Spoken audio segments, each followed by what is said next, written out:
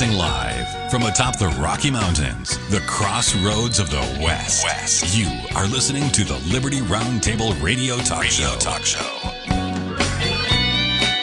All right. Happy to have you along, my fellow Americans. Sam Bushman live on your radio.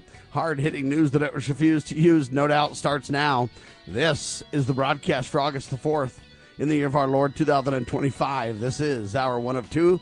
The goal always to protect life, liberty, and property, to promote God, family, and country, to use the incredible checks and balances found in the supreme law of our land, the Constitution for the United States of America, as our guide, as the solution at our fingertips, as we reject revolution and stand for peaceful restoration of the greatest country on the face of the earth. Dr. Scott Bradley's with me, freedomsrisingsun.com. Welcome to the broadcast, sir. Hope you and your family had a delightful weekend. Yeah, we had a great weekend. I hope yours did too. And, like I say, we're in the dog days of summer, but I guess that's expected annually. I've been keeping real track on this global warming thing, and you know what? It's tracking. It's not getting any warmer or colder. It's about what it is every year. And that's the truth. They're all rioting now because President Trump is turning his back on the global warming, climate change agenda, basically saying, hey, it's just too costly, it's not effective, and now the liberals are losing their minds. Never mind the fact that it's National Chocolate Chip Cookie Day, Doctor. There's a day for everything, buddy, and this is the day that you ought to just tell your wife, you know what, honey, I need you to make chocolate chip cookies. It's National Chocolate Chip Cookie Day. So there you go. She may make chocolate chip cookies anyway. We got a couple of grandsons living with us right now, but I guarantee that this kid won't be eating any. I gave up chocolate, probably about 60 years ago. So, well, they say the dark kind of chocolate's pretty good for you, Doctor. Well, you know what? They put a whole bunch of stupid things in it, like wax and sugar. I mean, if you eat cacao, now that's a very close related product. But but the problem is with chocolate. Cacao, unless you add some sugar, that stuff is just super dark, bitter stuff. No, I recommend if you were going to do that. Now, I'm not anybody to tell anybody what to do with their chocolate stuff, but I think honey would probably be a good ingredient because honey has so many nutritional values, and you're right. it doesn't have all the downside of that highly refined white stuff they put in it. Well, so what you need to do is make not chocolate chip. You need to make raisin oatmeal cookies with honey, buddy. And maybe if you're really into something that kind of tastes like chocolate, put cacao in there, right? I mean, cacao's really high in iron. It is, yeah. If you put cacao in there, the problem is it makes it so bitter. A lot of people can't handle that, is the problem. Oh, yeah. We're so, I don't know. We got to have it. You got to switch to carob, Doctor. Hey, let me say something. I know this is not on your agenda, but I just got to say something. Yes, sir. I've been tracking this since the 7th of July when she announced it. You've been tracking carob since the 7th? No. Yeah, I should have been probably. Right. Carobs. Aren't carobs? Well, there's something out of Egypt probably. At any rate. Like chocolate. It's a replacement for chocolate for healthy people. Okay. Come on. Comes from Here's something. I just got to mention it. You can drop it and run, but I think people ought to look up HR 4403, Clear Skies Act. Marjorie Taylor Greene announced on the 7th of July that she was going to put this act out. On the 15th, she did. It basically makes it a federal offense to spew these pollutants. Now, look. Now, just think about all of these people, these Greenpeace guys or whatever the heck they are, that are so intent on not messing up our environment. Well, Marjorie Taylor Greene and two Republicans, one out of Wisconsin and one out of Tennessee, I think, are co-sponsoring this, but they announced it on the 15th of July, and it makes it a federal offense to spew this stuff out of airplanes. And I'm really, really giving you it's a very brief bill. But I got to tell you, it's shocking. A brief bill, but you're giving us a brief summary of the brief bill, right? Yep, and I'm getting so brief I can't hardly get through it. But at any rate, HR 4403, and if you go look at it, it's astonishing that it's made it this far. That it's actually in Congress. Republican Tim Burchett out of Tennessee and Tony Weed, I think, W-I-E-D, out of Wisconsin. Both Republicans are co-sponsoring it, But it is astounding to me that all these people that want to keep the atmosphere and the environment clean and pure and everything like that, suddenly, they're looking the other way on this thing. But the only reason I bring it up, it's shocking. I actually called Marjorie Taylor Greene's office about this because she announced it the 7th of July. I have not seen a single solitary chemtrail in our local skies since she announced it. It's almost like... That's because, buddy, they can't have you see what she's talking about and put reality to the ground. You're right, I think. That. So they got to shut that down and say, what are you talking about? You're a clown. You're a conspiracy theory. You're a nutcase. There's no truth. And people look at this guy and go, yeah, there's nothing to that. What are you talking about? Yep, nothing to see here. Move along, folks. But it's been going on for days and days and weeks and years. Decades. Weeks and years, and et cetera, and they claim it's not even true. This is what's interesting to me. How do they claim that's not true and get away with it for so long? I mean, you can't count on anything if that's the case, right? Well, that's the thing. How do you know what's true and not true, right? Well, if their lips are moving, they're lying, basically. Yeah, but Donald's supposed to get rid of this fake news, buddy. Come on. Well, yeah, oh, man, don't open that bucket of worms, my friend. But that might be something Marjorie you call... Taylor Greene introduces HR 4403. 4403, correct. It's the Clear Skies Act and aiming to improve air quality and reduce regulations. That's really what it's about, right? Well, and the thing is that, oddly enough, not one of our Utah reps have even said a peep, to my knowledge anyway. Yeah, no, they're not going to focus on that. No, come on, folks. This is just if nothing it to see here. If it helps their career, if it gets them money in their coffers for the next election, they're going to praise Donald. They're going to undermine him in Congress behind the scenes, following Mike Johnson's lead. They're going to play games and back things that are inconsequential and irrelevant, and they're going to waste time on things that are important, and they're just going to slow walk everything until they can get rid of the Donald. And they're hoping they're going to leave, or they're going to join the Congress not that wealthy. They're going to leave super wealthy following Nancy Pelosi's, playbook, etc. And, that's what you got going on. Meanwhile, CNN's in the news because CNN called this, quote, NYC shooter, possibly white was their term, despite I noticed he wasn't the first. Go ahead. Clear photos that showed right in their same broadcast that he wasn't white. So now a lot of conservatives are saying they were just pushing their narrative. They just came out of the gate lying and didn't even pay attention to their own photos, Doctor. This is a big deal, kind of, because it has to do with truth in broadcasting. Well, it's not just that, but it's building the acrimony. It's building the Marxist view of controversy, conflict, and the divide and conquer concept. Okay, now look, let me just... And don't believe you're lying. I mean, don't believe what you see idea, too. You can't even trust what you see, what you know anymore, right? Absolutely. Now, things aren't the way you think they are, Doctor. We know better. Trust us, right? If their lips are moving, they're lying. But I'll tell you something. This divide and conquer thing really works. It really, truly does, and it's been tried over and over and again. The communists have been doing it, but I'll tell you what, God did it at one point, the Tower of Babel. Okay? Now, I personally believe that there was not a bit of racism going on at all, any time in those times, that we're talking about here with the building of the tower. I believe everybody was cooperative and working together and all that kind of stuff, but we were on the same language page, okay? God said, you know what? Man, these guys are just thumbing their nose at me. I'm going to change their language, and let's see what happens. And they split up, and they went their separate ways, okay? So it wasn't a race thing. It was a language thing. But that's exactly what's happening. Hold on. It was a language thing. It was also a think you could become God or try to rise above God thing, right? Oh, yeah. I mean, we're going to build this tower. We don't need God or Christ or anything like that to get to heaven. We can build this tall enough. We'll be there by our own volition and our own skills. And humanity prevails. Again, all this kind of Bravo Sierra. But at any rate, that kind of stuff is happening in the United States, whether you have all your government offices printing multiple languages. You have this idea of you got to flag this flag and you got to do this and that and the other. And they balkanized, the old Yugoslavia to the point that they were all fragmented and fractured and they fell apart. I submit it's intentional. Oh, no question about it. No question about it.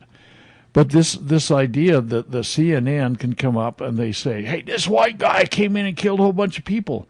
I don't know those weren't their exact words, but to tell you the truth, if people listen as carefully as I think they do nowadays, which means almost zero cognitive ability, those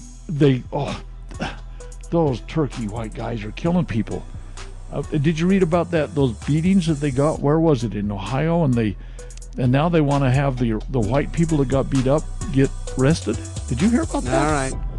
Never Don't mind. worry, you're going to get a stimulus check, so it's going to be okay. Eat a cookie, You know where the sir. solution can be found, Mr. President? In churches, in wedding chapels, in maternity wards across the country and around the world. More babies will mean forward-looking adults, the sort we need to tackle long-term, large-scale problems. American babies in particular are likely going to be wealthier, better educated, and more conservation-minded than children raised in still industrializing countries. As economist Tyler Cowen recently wrote, quote, by having more children, you're making your nation more populous, thus boosting its capacity to solve climate change. The planet does not need for us to think globally and act locally so much as it needs us to think family and act personally. The solution to so many of our problems, at all times and in all places, is to fall in love, get married, and have some kids. This is a battle between truth and deceit, a battle between forces that would enslave this country in darkness and between a media that wants to present you with the truth. We are being censored. America's news outlets no longer provide the truth. 90% of news outlets in the United States are controlled by 6 corporations. The mission of the Epoch Times is to chase the truth, to ground all statements in fact. TheEpochTimes.com. Looking for an IT partner that truly understands your needs? Managed IT Services is the answer. We meet with you regularly to discuss your goals and form a tailored technology plan. Our customers have called us a trusted advisor who delivers. When it comes to IT, we do it all. Firewalls, cloud storage, server migration, and more. Say goodbye to long-term contracts and hello to a team that earns your business month after month. Call 801-706-6980 now and let Managed IT Services transform your IT experience.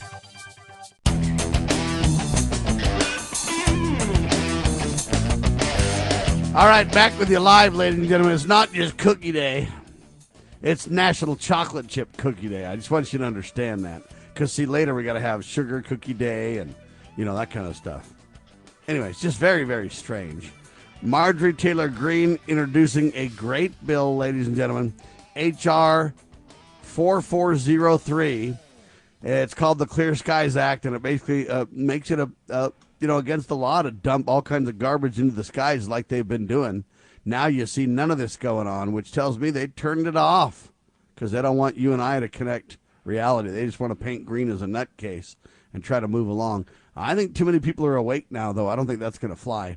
Just my take. Now, CNN called this shooter possibly white, even though they knew full well it wasn't true. They got caught lying, and they're getting lambasted, and justly so for it. I don't like the lack of civility here, but at the same time, when you blatantly lie, you come out with an agenda that, hey, we're going to say all bad guys are white and all good people are not white, and that's the narrative, and never mind photos that disrupt that narrative. We're running with it anyway. Kind of stuff is the problem. Now, President Trump has hinted at the possibility of, quote, new stimulus checks, not for illegal immigrants, they say, not for the woke elite, but for hardworking America First patriots just like you, Dr. Bradley. And my first response to that is, you've mixed me up with somebody else then, because I don't stand for socialism, Doctor. We talked about this last Thursday night on the webinar that we do. It's kind of a hot topic. It's not going away. Trump initially started off, when he was talking about all these big bucks coming in with the way he's going to do things with $5,000 rebate checks. Now, you may have noted, Sam, that prices are way up. in spite of what Donald Trump Yeah, says. 5,000 is like 500 a couple of years ago. But here's the deal. When they did this stuff back in the COVID con, it pumped so much juice into the economy that it inflated the inflation point. That's kind of I don't know if I can say it twice in the same sentence.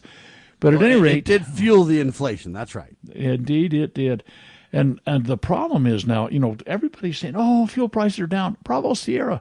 I have never paid, now I drive a diesel. I have never paid more for diesel fuel in my community than I'm paying now. Never, at any time. I've been driving diesels since the early 1980s, I guess. But I've never paid more for diesel fuel than I'm paying right now in my community. And people say everything's down. Well, wave a magic wand and say it, and suddenly it is, right? But I'm just not seeing it all depends on how that. you define down, sir. Compared to what it could be, it's way down. I'm way down. My pocketbook's way down. But the problem is that everything you pump into the economy has a ripple effect. Now, we're getting a little off the field on this rebate thing, so I don't want to stray too far. But the fact of the matter is that if we talked about this on, like I say, on Thursday. Holly, I think, out of Missouri, is promoting this bill, and the idea is that hey guys, we got a lot of money coming in. We're going to give some of it back to you. Okay, so first of all, it's every American gets $600. Well, does that mean a newborn baby? Probably not. Okay, so every working American. So does that mean that I'm retired? I'm not retired. How can anybody do that? You got to scrape all along. But you get the idea. If somebody is not working, do they not get it? Who are the guys that put their skin in the game on this? And the idea, and then you got all these questions about illegals and everybody else, and pretty soon it'll turn into a big old scandal, and they'll be like, "Oh man, this was horrible. There was scandal left and right. It was, billions of dollars were a big scandal." Here's my idea: don't give me one-time stimulus. Don't give me a shot in the arm, so that I don't notice the truth that everything is more expensive. Why don't you just get rid of the IRS so that I'm not plagued by the abuse anymore, and that it's a permanent, consistent lowering of my obligations? Why don't you do that now when you're bringing in record dollars from tariffs? If that's the case, and that's really where the stimulus would come from, then keep the money, use the tariffs to pay down the debt, and just get the IRS off my neck. That's what I want, Doctor. Well, you're into a good start, Sam. I mean, certainly, this idea of the 16th Amendment and all that kind of Bravo Sierra. But it's even more than that. We've got to get rid of this progressive income tax. This idea that it's communist. It comes right out of the Communist Manifesto. And if you get rid of this, the 16th Amendment, the IRS, it's a kind of a domino thing that happens. But the fact is that if we have a progressive income tax, that means that if you make this amount, you get 10% out. If you make this amount, you get 20% out. You get this amount, you may get 30% out. That's Marxism. And I don't care if you have 8 different tiers or 20 different tiers or only 3 different tiers. It's Marxist. And so we got to get rid of all of these false philosophies that have been devouring our country, and let's take this progressive income tax, and it is progressive, and it's progressive because it's socialist, and it's progressive because it grows. Let's get rid of that too. But the problem is this one shot in the arm. Oh yeah, we got midterms coming up. We got to make sure everybody knows we're for that. We got to make sure that everybody. We helped your family income because we gave you a rebate check. It screwed up the economy. It made inflation set in. Your kids can't afford houses now, Sam. I don't know if you've noticed that. But everything is out of whack because we kept dinking around, and the Federal Reserve is right in the middle of all of it. So don't get me started. I absolutely agree that we need to abolish the Federal Reserve. I'm just saying, if you want to talk about giving me a stimulus check, I would reject that check and say get rid of the IRS. Now, I'd be for getting rid of the Federal Reserve as well. I just know that Trump's actually talked about getting rid of the IRS. So I think that's a more likely item that could be openly discussed on the national stage, as opposed to the Federal Reserve. Hey, I want to audit and end the Fed as bad as anybody. But, Trump has made hardly any statements related to that compared to. And so if we're gonna deal with this onion, peeling the onion one little bit at a time, hey, let's start with abolishing the IRS. If you got the chops for it, let's move forward and do more. But in the meantime, at least that would be a huge win. and something that really could happen fairly easily. Ron Paul even talked about back in the day with Glenn Beck that we should get rid of the IRS. And Glenn's like, oh, no, how could you fund government? And Ron snickered and laughed at him and said, I'll just show you that, hey, just a couple of years ago, based on the expenditures and the inflation and everything else, hey, we'd just go back to a couple of years ago. It wouldn't even be felt hardly if we got rid of the IRS. It doesn't bring in much money anyway, and there's better ways to bring in the money. And anyway, Glenn Beck basically had to come back and admit that Ron Paul was right. So we can get rid of the IRS fairly easily, and that's why I kind of start there. I agree with you. Hey, we need to be like, what's that thing? Harry's War. I don't know if you've seen that movie. I haven't, but I heard a little bit about it. He goes full bore, and I'm not recommending we do it like that. Don't misunderstand me. Don't think that I'm violent. I'm just saying we got to basically, dig deep to change this country. And I don't think Trump is the man that's got the guts or the fortitude to do it. I don't think the people are ready for it. It would take some tremendous education. That's why I'd abolish the IRS and say this has been a criminal boot on the neck of the American people forever. It's going to stop. And by the way, we're going to be looking into it, abolishing the Federal Reserve. We've got to do that. That was done by Andrew Jackson. Don't tell me that it can't be done. It was done before they routed out the bankers, and there's a way to rout out the bankers on our watch as well. So anyway, there you have it. But I don't want to hint at a possibility of stimulus checks. We're in debt to our eyeballs, and we've got so much tyrannical government on top of we the people. You've got to reduce government. Don't just give me a check and act like it'll make up for it, because it won't. All doing these checks will do is just create more inflation and make the problem worse. But if you get rid of the IRS and start reducing regulations and simplifying our lives and getting the government a further step away from us, doctor, now you're actually advocating for freedom, right? No question about it, but here's the deal. We get all these people, biggest tax cut in the history of America. You've heard that rhetoric in recent days. Yeah, it's not true. But let's say we did. Let's say it was the biggest tax. I mean, I'm going to take it face value. Oh, man, we got a huge tax cut. If you didn't cut the outgo to the expense side of the ledger, all it does is build bigger debt, which is criminal against our children and grandchildren, because you are mortgaging their future. And you say, oh, it doesn't really happen that way. Oh, yes, it does. We've got over $1 trillion in interest that has to be paid every year now because of our profligate spending that's been going on forever. Jefferson made... What we should do is call a halt to the con game, call it fraudulent debt, and say we're not going to pay the fraudulent debt. It was fraudulently obtained, and there you go. That's what we really need to do. Well, that's absolutely correct. But, Jefferson and the Founding Fathers said, look, never, if you can't avoid debt, the longest debt you incur is 20 years with a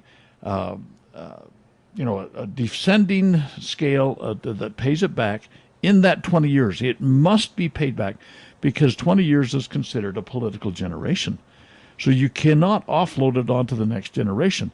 If you incur a debt that you cannot avoid, like for war, for example, let's say you cannot avoid it, it's got a 20-year payback, and you're done. But we don't ever do that. We never have done that, basically, since Andy Jackson got rid of it by getting rid of the Fed back, in his administration. But you're right about that. They don't have a clue, and that's why you and I got to stand up and speak for it. Look, don't give me a stimulus check. I'm not trying to attack Trump. I'm just trying to look, I'm a self-appointed Trump advisor, so people need to listen when I speak, right? I'm just saying right now we gotta go ahead and reduce the scope and size of government. It starts with abolishing the IRS if you want to talk about taxes. Elon Musk is quietly becoming one of the largest Republican mega donors of 2025, dropping tens of millions of dollars as his third-party aspirations fizzle. We'll talk about that and more when we get back in seconds. You're listening to Dr. Scott Bradley, freedomsrisingsun.com, on yours truly's radio program, Liberty Roundtable, live.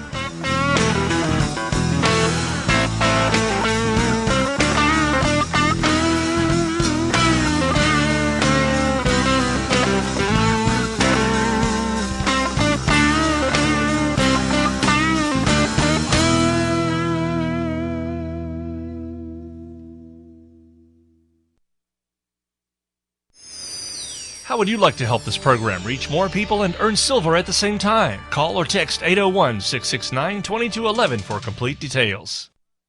News this hour from townhall.com. I'm Rich Thomason. Texas Democratic lawmakers have done it again. They've fled the state. The move is aimed at blocking the Texas House from voting on a Republican congressional redistricting plan. Governor Greg Abbott giving the fugitive lawmakers an afternoon deadline to return, or else he says they could face possible removal from office. He's armed, he's dangerous, and he's still out there somewhere. The manhunt continues for a suspect wanted in Friday's fatal shooting of 4 people in a bar in Anaconda. It's in southwest Montana. We want to find this guy. This is a dangerous individual who has committed an absolutely heinous crime against this community and these victims. I'll go ahead and announce right now that at this time we have a $7,500 reward. And that's just the initial reward. Montana Attorney General Austin Knudsen identifies the suspect as 45-year-old Michael Brown. A strike by several thousand of its machinists is the latest challenge facing embattled aerospace giant Boeing. This latest industrial action to hit Boeing follows a vote by members of the International Association of Machinists and Aerospace Workers Union on Sunday to reject the company's latest offer on pay and work schedules. Around 3,200 employees at facilities in Missouri and Illinois are expected to join the walkout. Boeing said it was disappointed but had contingency plans in place. The company has faced a difficult few years following a number of incidents involving its aircraft. The BBC's Tom Bailey says the strikers build fighter jets. It's Boeing's second strike in less than a year. Tropical storm Dexter has formed way out in the Atlantic off North Carolina, but it is moving away from land. Watching Wall Street, the Dow 364 points higher. The Nasdaq is up 300 points. More on these stories at townhall.com. Hi, it's Mike Gallagher. I've been thinking, why does it feel like losing weight is harder than ever before? With mixed messages, fad diets, the quick fix injections, even magic coffee. I mean, it's overwhelming. Most people are exhausted trying to fight a battle they cannot win. If you feel this way, trust me, you're not alone. I used to feel that way too. But let me tell you, it's not your fault. Your body is working against you, and the longer you wait, the harder it gets. Do what I did. I called PhD Weight Loss and Nutrition 3 years ago. I lost 53 pounds. I feel terrific, and I've kept the weight off.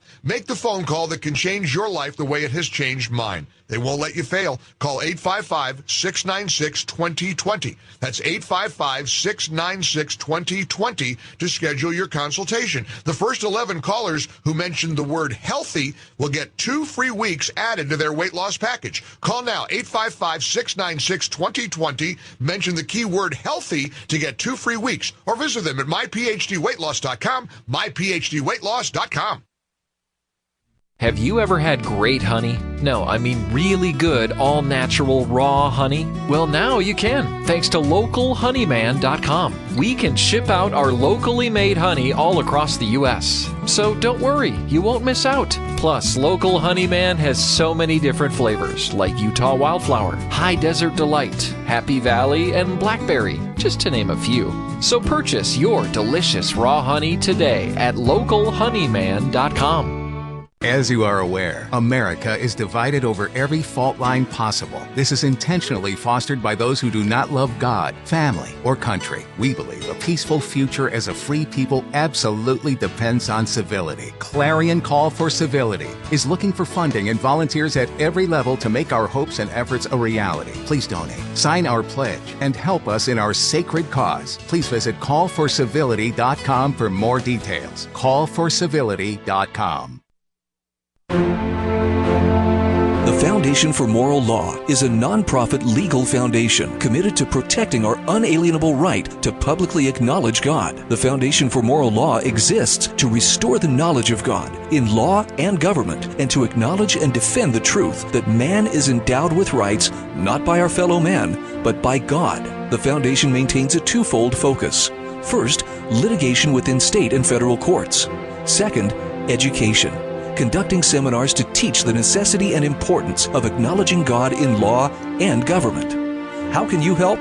Please make a tax-deductible contribution, allowing Foundation attorneys to continue the fight. You may also purchase various Foundation products as well at morallaw.org. Located in Montgomery, Alabama, the Foundation for Moral Law is a nonprofit, tax-exempt 501c3 founded by Judge Roy Moore. Please partner with us to achieve this important mission. morallaw.org.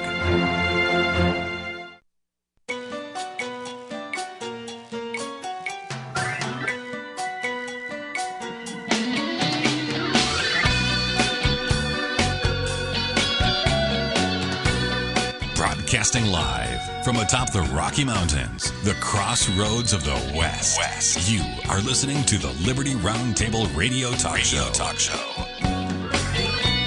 All right, back with you live, ladies and gentlemen. Sam Bushman, Dr. Scott Bradley on your radio. The Good Doctor's website, freedomsrisingsun.com, for weekly Q&As on the Constitution. Their webinars every Thursday night at 7. Go to freedomsrisingsun.com, sign up today. Also check out the incredible collegiate series, To Preserve the Nation. So Elon Musk literally is becoming a major Republican donor in 2025 for the 2026 midterm elections, funding conservative causes as his third-party plans fizzle. I could have told him that already. What I personally would have done if it were me is spent my money to take over a lot of the Democratic Party with a goal of getting rid of the worst of the worst, getting rid of the Nancy Pelosi's and the AOC's and the whoever else. I can't even remember their names, but they're part of that women group or whatever else.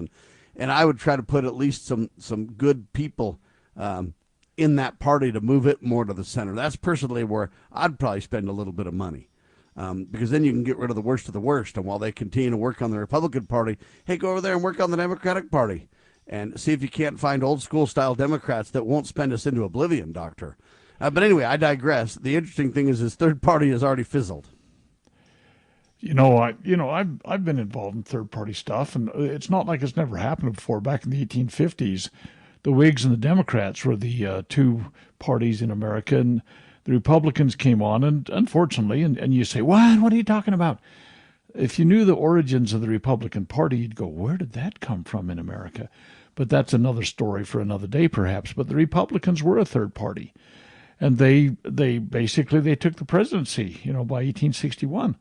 So third parties have had some impact in the past. At one point or another, they were, there were kind of marginalized parties out there that have somehow grew legs. But I think what Elon Musk, I haven't watched his donations, but I suspect that he's trying to encourage people that are fiscally responsible. I don't think he has a clue about the limits and bounds of constitutional delegation of authority and checks and balances and all those kinds of things. I don't think he has a clue about that. But he has his own criteria that he's judging on, and I suspect he's putting his money into big PACs and things like that are supposedly... Exactly where it's going. Yeah, I think so. And I think that Soros has done this on the Democrat side for so long that the pattern is well established.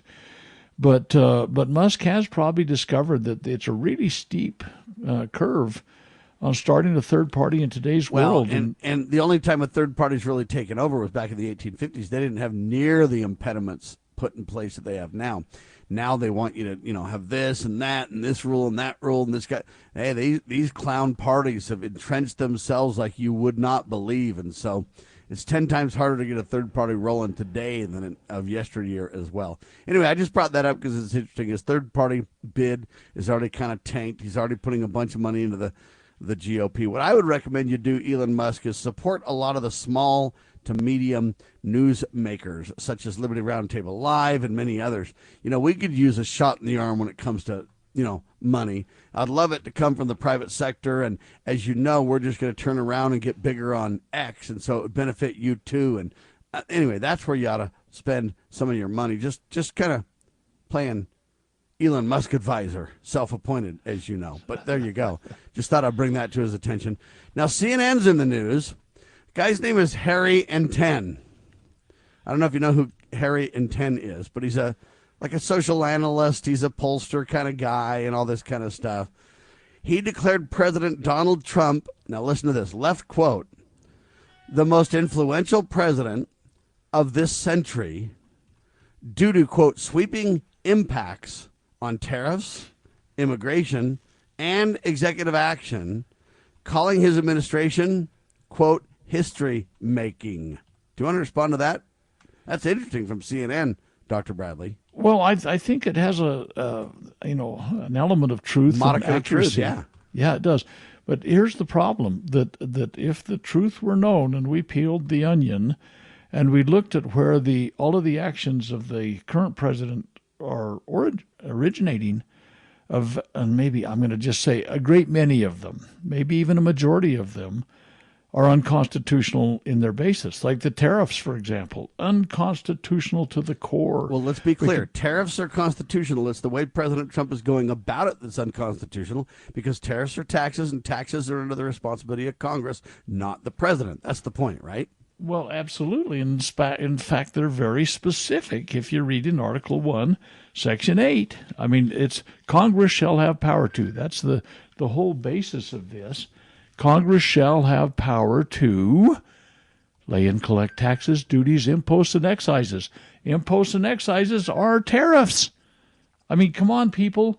And Congress has spinelessly gone about this process and avoided everything. And they gave him authority to address emergencies. Every damn thing out there is an emergency, Sam. They can make an emergency out of the daisies coming up, or the whatever, your dandelions. Right. The in other thing they do is, even when it's not an emergency, even if they don't claim it as an emergency, they look back to emergencies decades ago and act like they still hold on to that power and can operate under that power forever, which is a lie as well. Congress cannot redelegate their authority and any power that's been delegated to them through the Constitution. Well, that's exactly why the Federal Reserve is fraudulent and must be abolished. Because look, they created money out of thin air.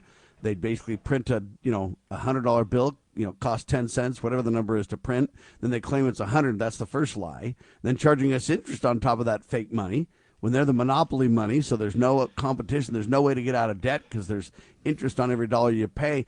Where are you going to get the last dollar? Let's say you paid it all the way down to $1, and now you owe interest on that dollar, so you owe $1.10. How are you going to pay it back when the only thing you have left is $1?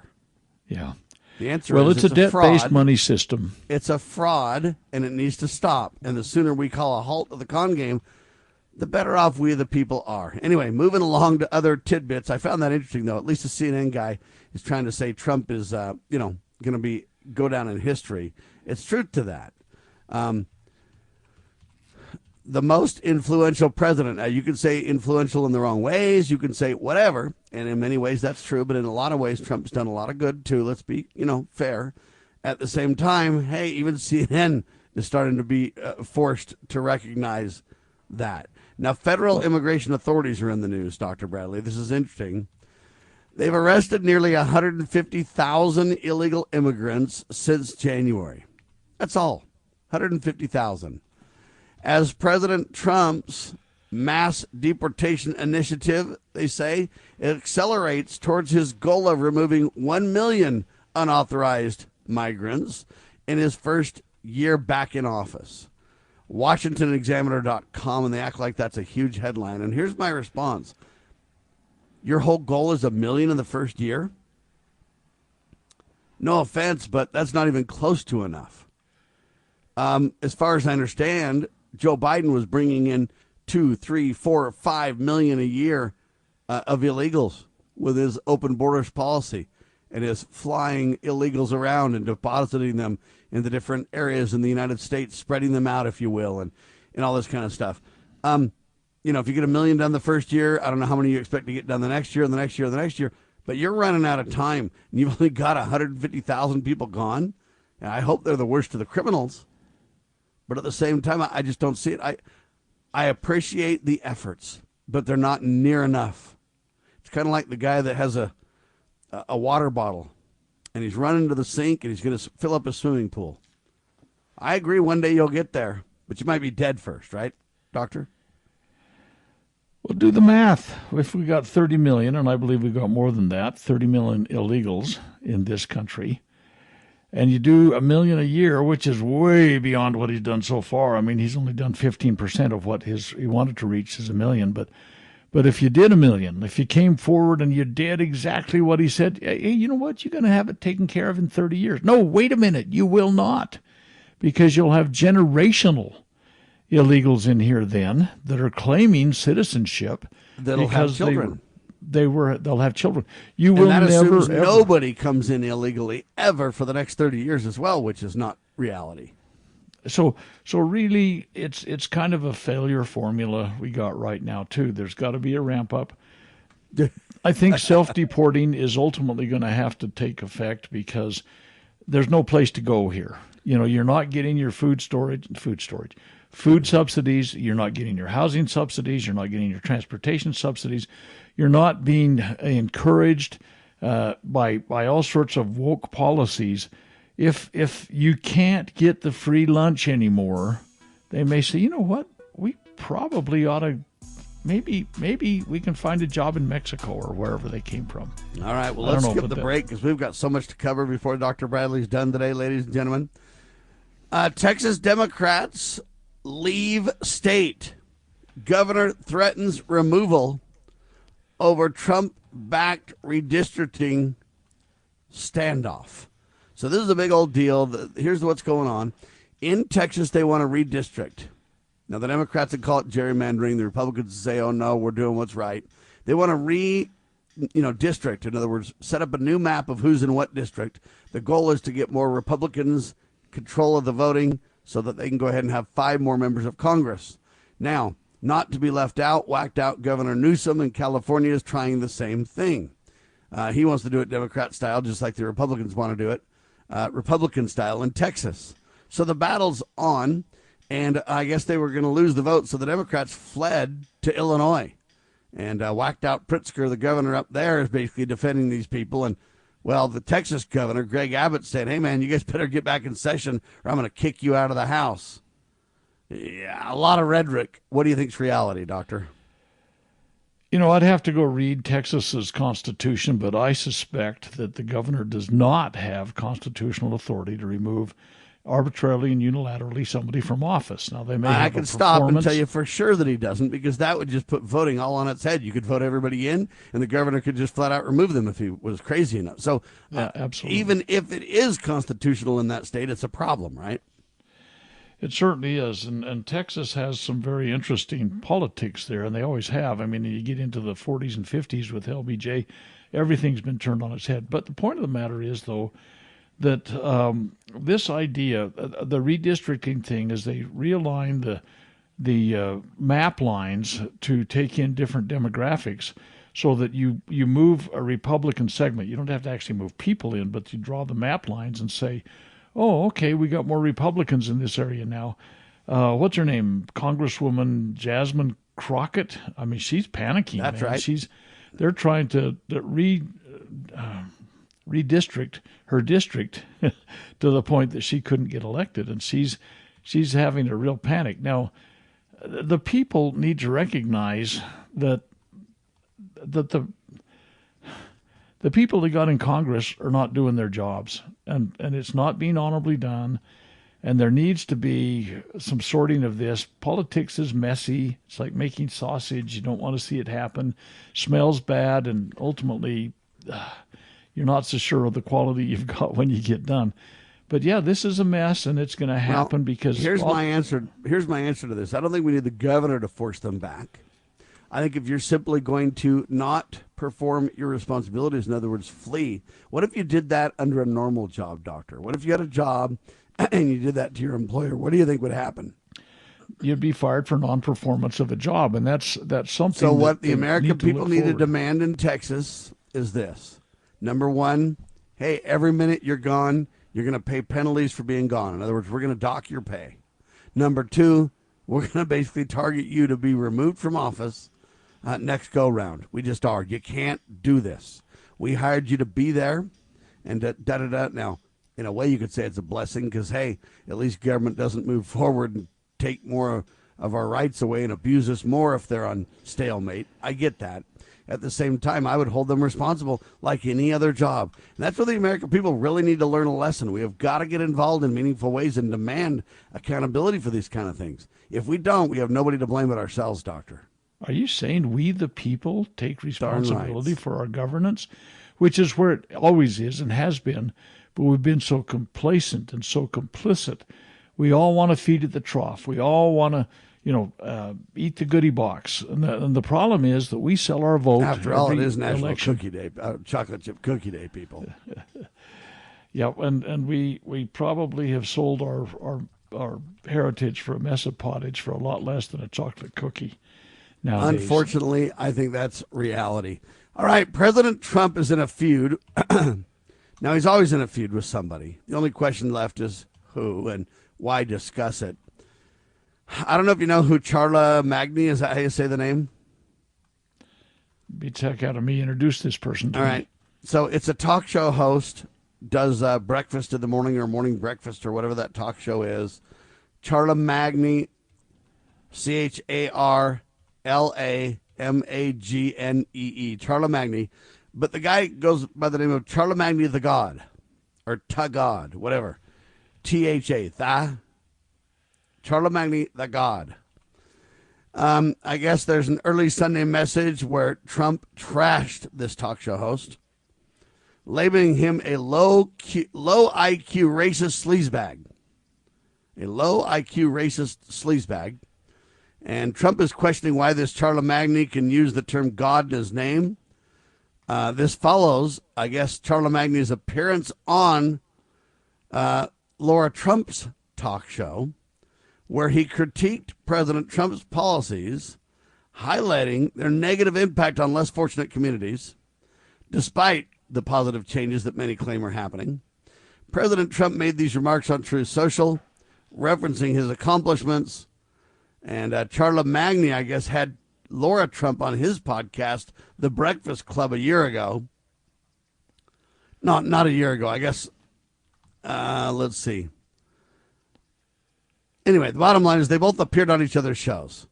But then Donald went ballistic because then Charla Magny or whatever. Is it Charlemagne?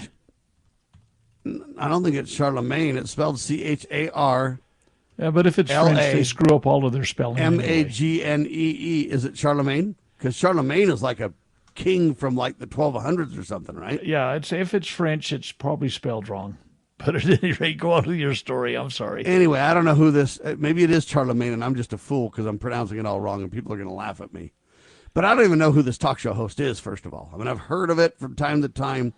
But the reason that I'm bringing it up is because this person basically suggests that Jon Stewart ought to be the change agent candidate for the Democrats in 2028. Now, I don't know if you know, Jon Stewart's a late-night comedian guy, right? I know who that is. But I just look at that and just go, wow. Anyway, you might want to look this up. It's like breakfast talk show or whatever. And you could look this up on the internet, and maybe you can give us a quick answer of who it is. I just, it's hard for me to see that that's Charlemagne, but like I say, if it's French, it's probably spelled wrong. Or, anyway, I don't know. I mean, but this person basically attacking Trump on Laura Trump's show, and then Donald going ballistic on this person. And here's the bottom line. What it does is it raises all boats when they have those arguments in the press, because now this person is known to everybody, right? And so Trump elevates these people that he complains he's against. And why he's not smart enough to keep his mouth shut and not elevate their stature in the media, I don't know. I don't get it, Doctor. Well, I don't either. But the fact is that there's going to be false gods. There'll be false Christ. There'll be, antichrists. I mean, people will take whatever, credibility or notoriety they can possibly come up with, and in your face and all this kind of stuff. It's kind of a weird time we're in, and people need to respond with deafening silence if someone isn't, following the correct path. And it just seems to me, I mean, like I say, I'd never heard of this guy. So we're way out of my wheelhouse. And my silence is deafening on these kind of guys. And I don't know why Trump has, as you say, yeah, he brings attention to this thing. And suddenly this guy is the God, or whatever he calls himself. Yeah. On his show. I mean, because suddenly he's been, and it's kind of like, you remember we talked about this, I think, the other day when we talked about Atlas Shrugged. Not Atlas Shrugged. It was. Yeah, it is Charlemagne, I guess is how you pronounce this thing. But I don't even understand it. This guy's Charlemagne, but yet, this guy's supposedly an American talk show host or whatever else. And I look at it and go, that's just a person that was like in the 1200s. Anyway, Charlemagne, there you go. But I don't even understand that, really. Well, it is, again, and Trump kind of creates, it's kind of like us as a nation. We create our own worst enemies. we fund them, we teach them, we give them, power and everything else like that, and suddenly, they're out there in the middle, and we got to go oppose them. It's deafening silence. That's usually my response to people that are not soundly founded. All right, the person's real name is Leonard or Larry McKelvey. Born June 29th, 1978, right? Well, he's got a kind of a rather mundane name, so I guess he had to pick something that sounded a little bit royal.